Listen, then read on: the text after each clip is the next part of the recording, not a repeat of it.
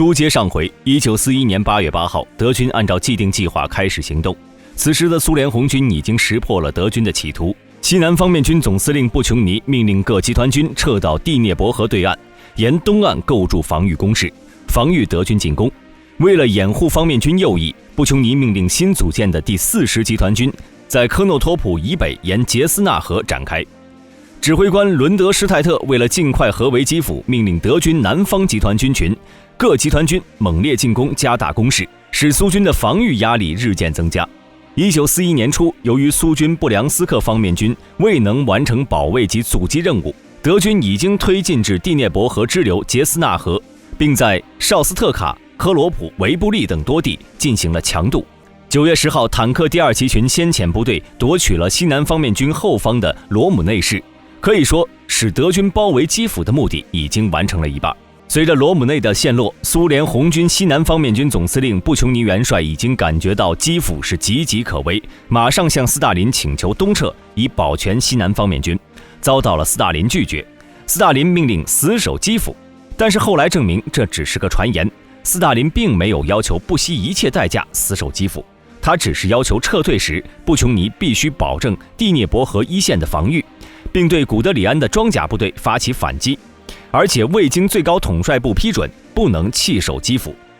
9月13号，由于布琼尼不断地劝说斯大林放弃基辅，且苏联大量的装甲力量的损失，斯大林认为布琼尼消极避战，将其免职，由西方向总司令和西方方面军司令员铁木辛哥元帅兼任西南方向总司令。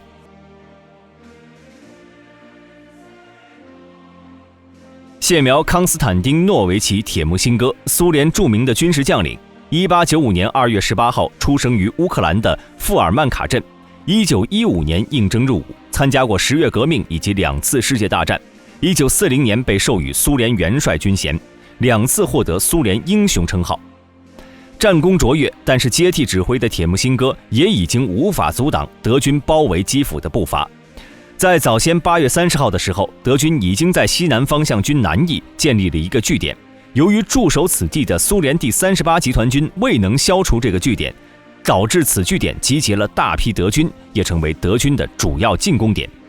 1941年9月12号，德军坦克第1集群从该据点向卢布内总方向发起进攻。此时的苏联红军已经到了危险的边缘，德军的坦克正在步步逼近，每分每秒都是生死存亡之刻。而驻守基辅的西南方面军的命运会如何呢？面对德军合围的行动快速实施，苏联红军西南方面军司令员基尔波诺斯上将在危急关头，为了保全西南方面军，使苏联有生力量不做无谓的牺牲，冒着被送上军事法庭的危险，决定直接跳过苏联红军最高统帅部，以指挥官名义下令部队全线后撤。但可惜的是，这一命令很快被苏联红军最高统帅部发现并撤销了。斯大林反而要求西南方面军发挥红军精神，充分发挥更加灵活有效的战术战法，对德军发起反攻。而苏联西南方面军也就此错过了最后撤离的机会。1941年9月16号，这对于苏联红军来说是黑暗的一天。由于布良斯克方面军未能完成粉碎古德里安的保证，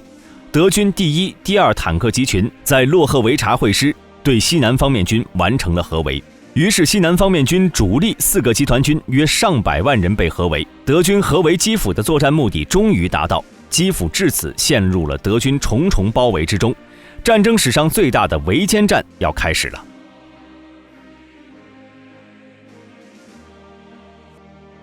1941年9月16号，德军南方集团军群与中央集团军群第2集团军对被包围的苏联西南方面军发动总攻。在进攻的各处的阵地上，被困守的苏军拼死抵抗。阵地上高音喇叭发出的斯大林那激动人心的讲话传遍了整个战场。苏军在弹尽粮绝的情况下多次发起反冲锋，战士们端起长枪，高喊乌拉，整建制地冲向德军的坦克、大炮和机枪。然而红军战士们的热血还是敌不过德军的猛烈火力。战士们在德军装甲的碾压下，虽然前赴后继，但还是一个接一个的倒下。在德军总攻开始后，被围困的西南方面军便开始拼死突围，但在德军水泄不通的包围中，除了少数部队能够逃脱外，其主力仍处在包围之中。与此同时，苏联最高统帅部不断地调派兵力支援西南方面军，企图协助被困苏军突围，但均被德军击退。此时的西南方面军已经被德军分割包围，陷入到一片混乱之中。9月17号，斯大林眼看局势不利，让接替朱可夫的苏联红军总参谋长沙波什尼科夫下令同意西南方面军突围，但是为时已晚。9月16号到20号间，西南方面军被德军分割成6股防御力量，各自孤军奋战，虽顽强抵抗，但已是回天无力。1941年9月20号，德军攻占基辅，苏联西南方面军仅2万官兵，最后得以冲出德军的重包围圈，基尔波诺斯上将也在突围中牺牲。1941年9月26号，苏联西南方面军基本被歼灭，至此战争史上规模最大的围歼战以德军全歼西南方面军而结束。